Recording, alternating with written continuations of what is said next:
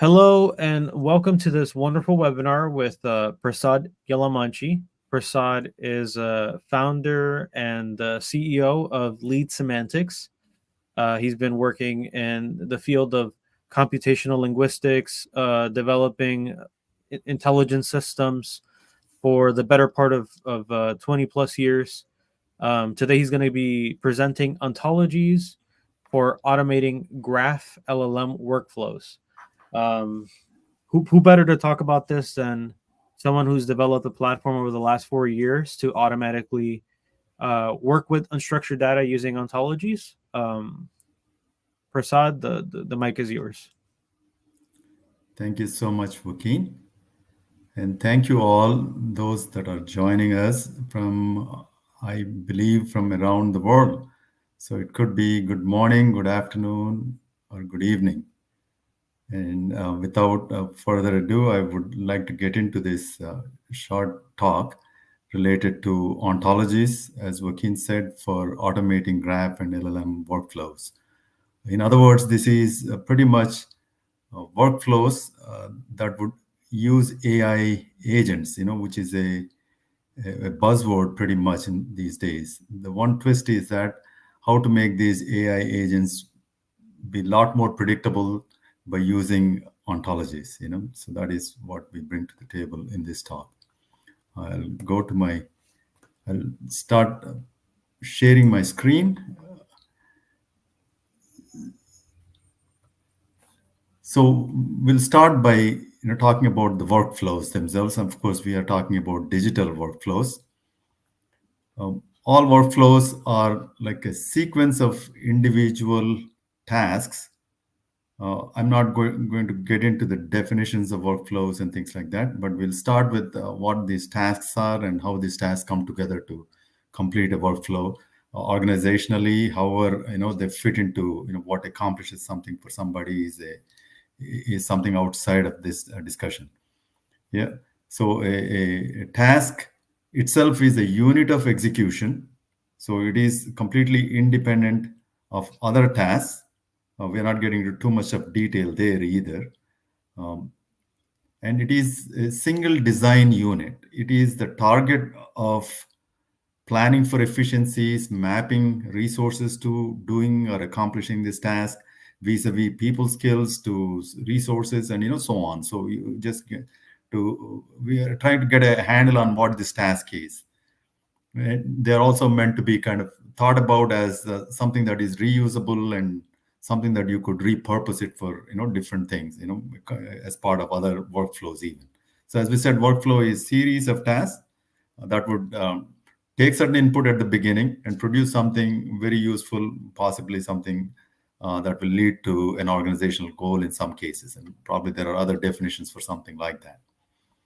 Now, the key thing here is that we are talking about automating such a workflow, which is having multiple tasks, multiple independent tasks, and something like that um, would have to have a master that is coordinating between these different individual tasks. You would have to move the transformation across these different tasks so that they naturally get to the end with hopefully what we are expecting as the end result.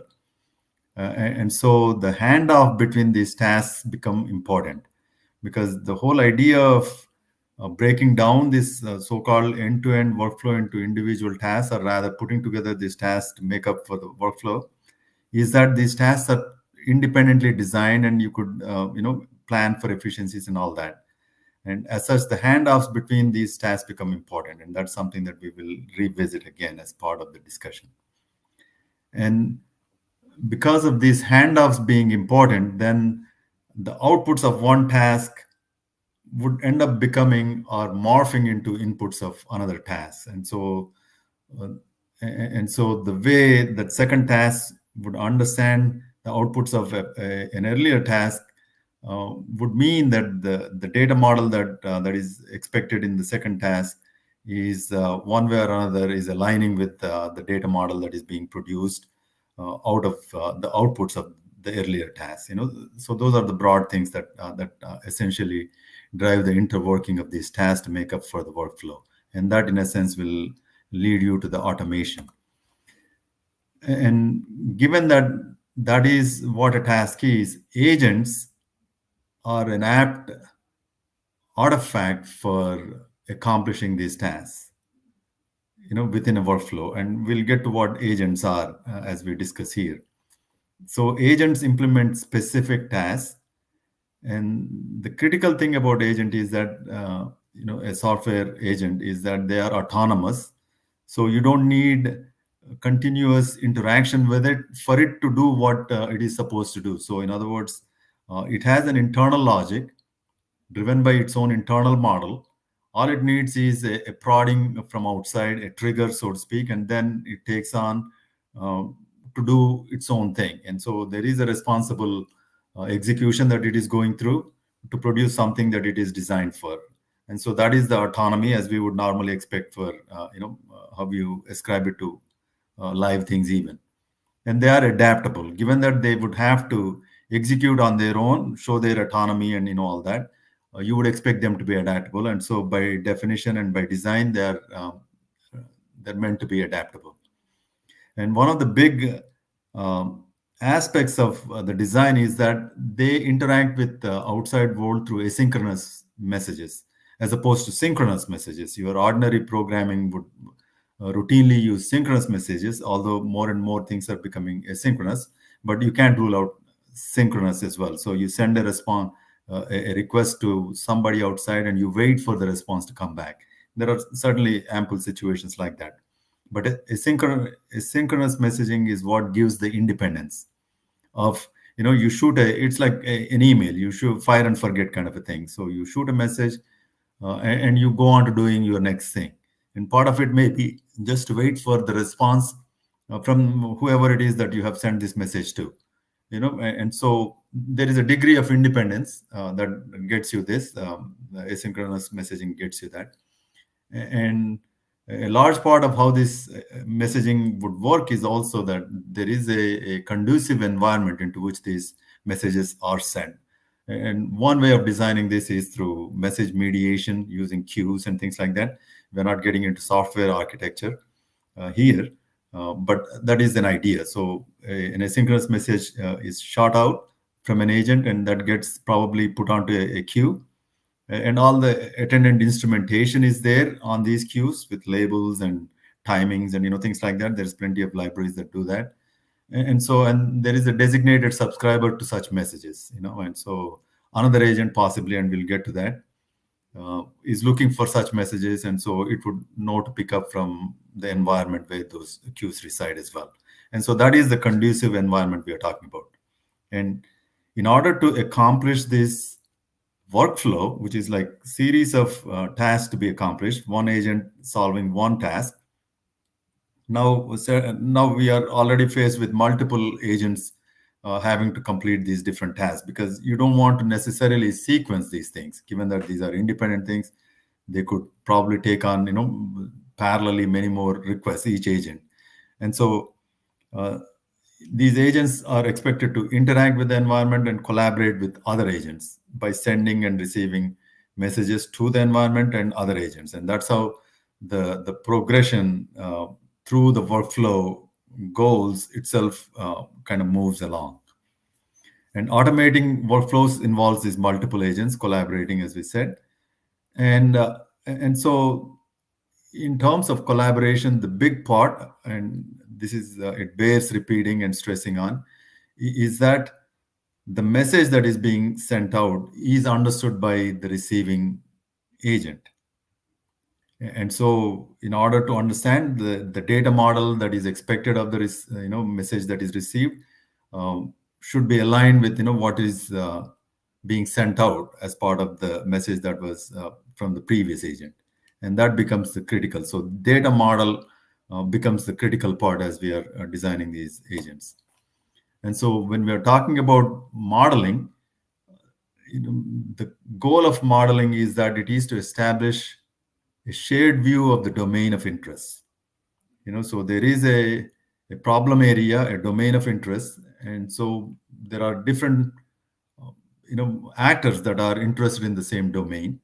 And so the shared view, given that these are independent separate actors and agents in this case, you do want the data transformation and the data that is flowing through is understood across these independent actors. And so modeling kind of accomplishes that, the act of modeling, the data that needs to flow through, the data uh, pertaining to this domain. And ontologies are semantic models, and they are a type of modeling. And the key aspect that probably makes them valuable just out of the chute is that they are machine understandable, not necessarily machine processable or machine readable. Every other artifact is machine readable in the sense, something or the other is able to, even an XML document is read and it's displayed and things like that. But that is not what we are talking about when we say understandable. In other words, much like people, the machine itself, the algorithm itself knows to kind of really use the artifacts that are coming through the model and apply it appropriately to other models and all of that stuff. So that is machine, and hopefully we'll get a flavor of that as we discuss here further. So, and this semantic modeling, in contrast with some of the other modeling techniques that we may have been aware of over the last 10-15 years, prominent being relational modeling is one, object-oriented is the second. Relational model particularly has been prominent, given that everybody pretty much in this IT domain is familiar with relational databases. They hold these tables of data, rows and columns, and each table connected to other table um, through something called foreign keys. Maybe users may not know about the concept of foreign keys, but for example, if you have a customer table related to an orders table, then the order is connected to a given customer through something called a foreign key, and that becomes the critical part of the modeling technique that is engaged, so-called entity relationship modeling. It's been very prominent and it has its role to play. But then software development itself kind of led to this other type of modeling technique, which is object-oriented modeling. In its own right, was very popular. Is still probably parallel. These two are still parallel and popular along the way. But one is tables and keys, and the other one is objects and pointers to other objects. So it's much more related to encapsulating what is of an abstraction. So if you talk about an automobile, everything related to an automobile would be encapsulated. So you can talk about it as one single thing, and until you really need to get to the engine inside the automobile and the tires and so on, which will all be planned inside this encapsulated abstraction. And so that becomes an object, and the pointers to other things, if that were to be an object, would be a pointer, and so that is a defining technique. So objects form hierarchies, like car is is inheriting from automobile and so on, like that. And so that's what an object oriented defining characteristics. And in contrast to that, semantic modeling, which produces ontologies, are related to entities, their properties and their relationships. Entities are pretty much what the concepts of the domain of interest, and these concepts will have their properties. Like automobile is a concept and it has its own properties and it has relationships to other concepts and so on. And so the essential thing here is that all the critical things are all that make up these entities and all that are motivated by what you see in the real world, as opposed to some systemic and data driven constraints and so on. So out in the world, what are important to your problem area, that would drive it. And they end up becoming so-called the statements as triples. So these are three element statements, two nodes and one edge, as in the example that's shown here, like a person connected to a company through a work for relationship. And that's also called a predicate. And so that is an ontology. Ontology is more flexible, it's machine understandable, and so it's a lot more powerful. And so why not use these ontologies as the data models for these agents? And that's how ontologies power AI agents as well. So ontologies constrain AI agents to operate within the boundaries of the task and function that is designated for that agent. and they expose this internal ontology so that other agents can interact with it, or even and that's how the environment will also interact with it. An ontology is aligned to the central master ontology, so to speak, of the environment through alignment. And one beauty or one big power that you get with these ontologies is that they are a lot more dynamic.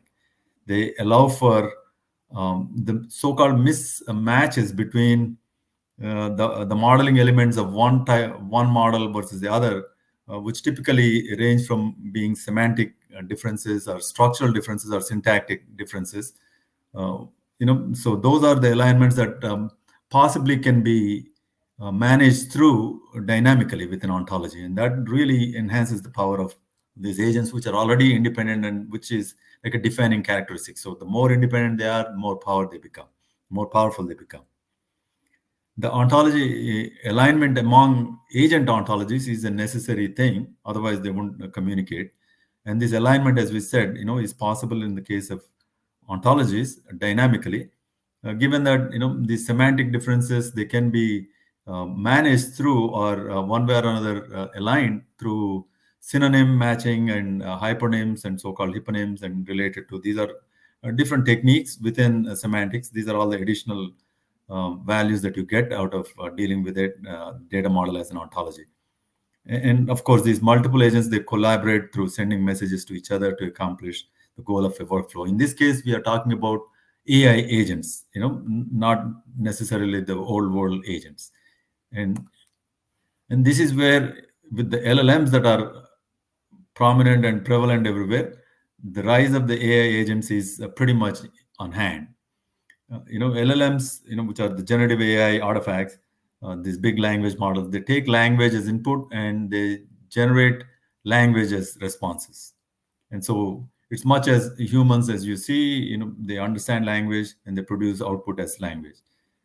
And there are plenty of AI agents on the market right now as wrappers over plain old LLMs that are available as API calls that you can make to. Like auto GPT and the custom GPTs and so on. And in the pictorial here, these star-shaped things are the agents, and so they communicate and they are independent and they communicate with each other to accomplish a particular task, or maybe a full end-to-end workflow. We'll get to a detailed workflow here in a second. And in the case of AI agents that use LLMs, the handshaking pretty much becomes, the prompting from the outputs of another previous step in an LLM. So an LLM step probably produce an output, and you morph that output into a prompt of the next step. I mean, so that becomes a dominant technique of handshaking between these agents. And there are plenty of pros with the LLMs being the heart of these AI agents. They are naturally intelligent, so they are detecting patterns, and they know when to act. I mean, all those things. They understand one thing from the other, and they understand language, and so they increase the autonomy by that much, and they make them much more adaptable. These agents. There are significant benefits to AI agents than agents that are not inherently AI centric. And ontologies on top of it, they minimize so-called downsides of LLMs. They minimize hallucinations, and so again, it will enhance the power of each input output that is going through these AI agents. They increase the domain specificity. So ultimately, when we accomplish a business goal, they would have to be one way or another pertaining to a specific domain. Specific workflow by definition is accomplishing something that is materially progressing in terms of some business need or something. They eliminate so-called this incompleteness problem with general interactions with LLMs. And so in the net of it is that these agents are prone to producing accurate and expected outputs. So the interactions become a lot more fruitful. And so the specific example that I would want to take you through in the next few minutes, it's a workflow with ontologies and AI agents. It's in the case of ESG monitoring for compliance. So ESG, the environment social governance, is fairly prominent, and there are new rules that have been instituted by SEC and so on to monitor if there is any compliance issues and things like that with companies that have registered with the SEC and so on. So one example here we are talking about is there are funds that are at least by they come into existence by wanting to invest money in these ESG funds, so to speak, and they publish certain investment guidelines as a charter for themselves, and based on the charter they solicit investors, and then they take the money and invest in securities that fit the particular guidelines, or whatever the constraints that they have imposed on themselves to fit this ESG profile that they have published. And they periodically make their filings and disclosure to regulators like SEC in the US. And so monitoring for compliance by whoever the regulator or designated officers would be to follow certain triggers. They cannot obviously go through monitor every company there is on the roster. So they would, for the sake of efficiency, would probably look for certain triggers. And very likely it is coming from some alternate data, not from the submission or a disclosure given by an individual company, because they are, a third party is a lot more reliable. So alternate data is meant to be third party, like news or social media and so on. In this case, news is a good source of these triggers. And some critical information is flagged in this news item, for example, that may be talking about a certain ESG item related to certain underlying security or a company, right, in which a fund may have invested in. And as such, that becomes a triggering point for a monitoring agency or a group or a person. And the steps that would take to inquire further or investigate is to take that security that is in the news for certain ESG related information, figure out which fund has invested in those securities, and look for their disclosures and see if there are any discrepancies between their investment guidelines to their disclosures to what is appearing in the news. That is one sample use case, and that's what is a workflow. And in this picture, I will quickly go over all the elements of this workflow.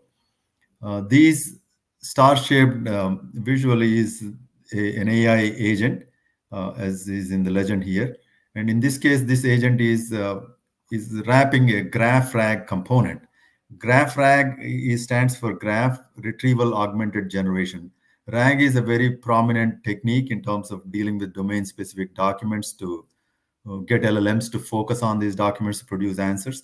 Graph is the next level, that makes much more accurate answers possible from the same underlying documents and so on. And so these pictures are all AI agents that are graph rag agents. So we have 3 of them here. And then we have a compliance master that is tasked with monitoring ESG compliance. And then the workflow would start by the master looking for a trigger, searching for certain trigger. And given that this agent is tasked with overseeing alternate data, which is like a news source, so it would look at maybe a security is identified and along with an ESG mention in the running document somewhere in the news item. It goes back, and that is sent to a securities database in-house, maybe public domain. And then from there, it is kind of goes to the fund, so-called ETFs.